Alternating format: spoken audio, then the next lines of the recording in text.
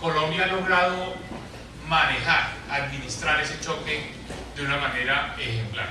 El país tiene una situación económica hoy estable, es una situación también bastante favorable en comparación con otros países de América Latina, y esto a pesar de haber sido el país que tuvo el mayor impacto, la mayor caída en sus precios de exportación, particularmente por la caída del precio del petróleo, pero no solo por el petróleo, también por la caída de los precios del carbón, la caída de los precios del ferroníquel. Entonces, tenemos que poner en contexto la situación económica del país en medio de una fuerte, digamos, descolgada de los precios de nuestros productos de exportación. Hemos logrado mantener una economía que se desempeña relativamente bien. Quiero darles el orden de magnitud de este choque, porque no siempre salen a flote esas cifras. Comparémonos con el 2013, que fue el año pico en precios y en volumen de exportación de petróleo. En el 2013, las exportaciones de petróleo fueron 27.000 millones de dólares. 27.000 millones de dólares. Este año vamos a estar cerca de los 7.000 millones de dólares. Esa es la magnitud de la caída de las exportaciones debido al menor precio. De 27.000 a 7.000 millones de dólares. Por otra parte, el petróleo se convirtió en una fuente importante de ingresos para el gobierno nacional. También para los entes territoriales a través de las regalías. Pero hablemos solo del gobierno nacional.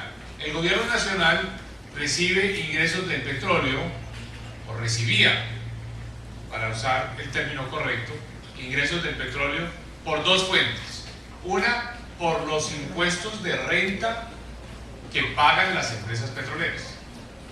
Y otra, por los dividendos que paga Ecopetrol. Esas son las fuentes de ingresos que vienen del petróleo que recibe el gobierno nacional. Volvamos al 2013, el año de referencia. En el 2013, esos ingresos representaron el 20% de los ingresos totales del gobierno nacional, los que vienen del petróleo. Este año nos estamos preparando para que eso sea cero. Es decir, el sector petrolero deja de hacer contribuciones a las finanzas del gobierno nacional. Cero. Pasamos del 20% al cero. Es decir, si antes vivíamos con 100, ahora tenemos que vivir con 80. Porque no hay ni impuestos de renta de las empresas petroleras. La DIAN este año, por el contrario, va a tener que hacer unas devoluciones de impuestos a las empresas petroleras por las retenciones y los anticipos pagados el año pasado. Y no hay, como ya todos sabemos, dividendos de Ecopetrol. Los dividendos que se declararon en la asamblea pasada de Ecopetrol son cero. Entonces, en conclusión, hemos tenido ese choque que es fiscal y externo. Y en medio de ese choque, el país ha podido seguir avanzando a un buen ritmo. No tan rápido, no con tanto crecimiento como el que traíamos, pero en todo caso con un crecimiento muy, muy positivo. Este año nosotros esperamos que la economía crezca al 3%. La primera semana de junio, el DANE va a revelar la cifra del crecimiento del primer trimestre. Y yo aspiro a que esté muy cerca a ese pronóstico del 3%.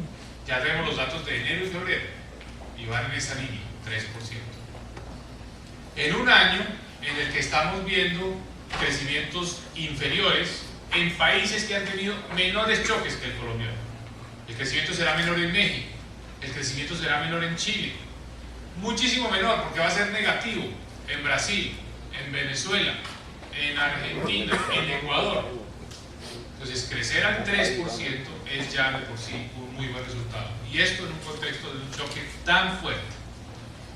¿Por qué hemos logrado tener un buen desempeño económico? ¿Cuál es la clave? Que Colombia ha tenido una buena respuesta de política económica. Hemos respondido de la forma más efectiva. Y tal vez, ahora les muestro algunas gráficas, pero esto para el contexto. Lo más importante, la primera línea de defensa en esa respuesta a un choque tan fuerte, ha sido la tasa de cambio, el dólar.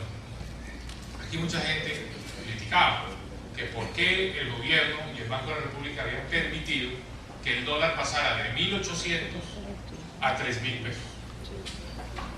Que eso era, y hubo carátulas de revistas, el empobrecimiento de Colombia.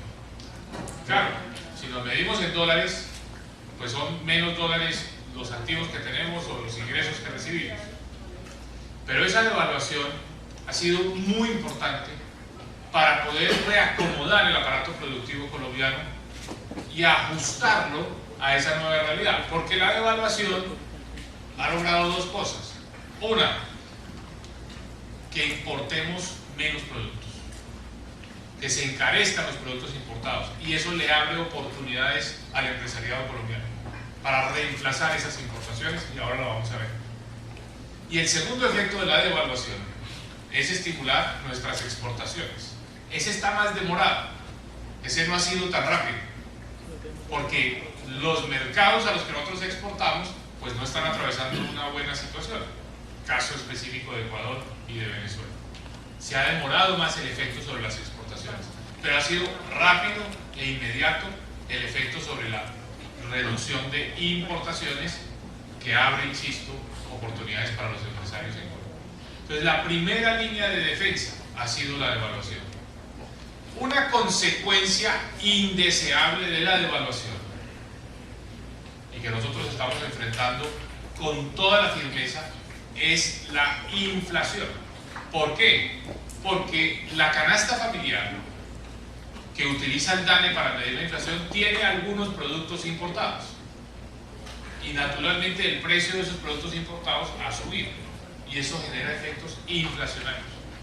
Pero esos efectos inflacionarios son pasajeros. Mientras los precios se ajustan de los 1.800 pesos por dólar, los precios de los productos importados, a los 3.000. Pero una vez que se ha hecho el ajuste, eso no sigue. Entonces, por eso nosotros vamos a empezar a ver que ya la inflación comienza a ceder, y seguramente en el segundo semestre va a empezar a bajar con más firmeza para terminar el año cerca del 6%. Hoy estamos en el 7.93%. La idea es que a final de año esté en el 6% y el año entrante esté entre el 2 y el 4%. ¿Cómo se ha logrado eso? Subiendo un poco la tasa de interés. La tasa de interés está, la intervención del Banco de la República está en el 7%, y eso efectivamente ha encarecido el crédito. Pero era necesario para poder frenar ese impulso inflacionario. Y para que todos los colombianos sepamos, estemos tranquilos de que la inflación vuelve a su cauce normal, que es una inflación entre el 2 y el 4%. Esa es la meta que tenemos, y esa meta se logrará el año entrante. Para eso ha sido necesario subir la tasa de interés. Ojalá la tasa ya no suba mucho más, porque ya empezó a bajar la inflación. En un solo proyecto de una sola iniciativa es como la cuadratura del círculo, porque se necesita que sea equitativa, que al mismo tiempo genere competitividad, que sea simple, que simplifique el estatuto tributario y que dé recaudo. Eso es lo que estamos tratando de armar. Esa propuesta es la que estamos tratando de armar, para tramitarla en el segundo semestre de este año, que sea ley de la República antes de que termine el año.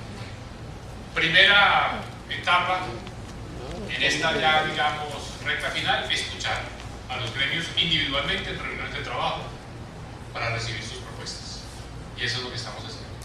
Entonces, ese es el mensaje que yo quería traerles. Estoy seguro que vamos a lograr hacer algo bueno en materia tributaria. El país ha logrado madurar la necesidad de esa reforma tributaria. Hay mucha expectativa.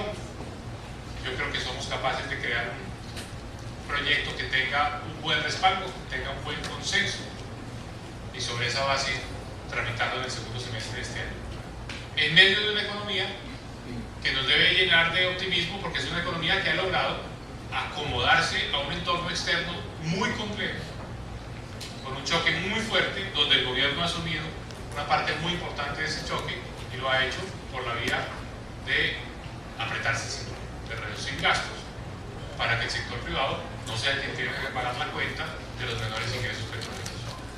Ha sido ante todo el sector público, por la vía de esa, digamos, austeridad inteligente, que es la política que hemos adoptado. Austeridad inteligente básicamente quiere decir que que nos apretamos el cinturón, pero no de cualquier manera, estableciendo prioridades, estableciendo criterios para esa austeridad. El criterio que ha sido la guía del gobierno ha sido proteger la política social, programas como Familias en Acción, o programas como Colombia Mayor, o de Cero a Siempre, los programas sociales, pero también unas inversiones en vivienda y en infraestructura que tienen mucho multiplicador sobre la economía. Ese ha sido el componente de la inteligencia de la austeridad. Asegurar que los recursos públicos que son menores se vayan a donde tienen el mayor impacto, bien sea en lo social, ayudando a seguir reduciendo la pobreza, o en lo económico, en actividades que generan empleo y que ayudan a estimular la economía.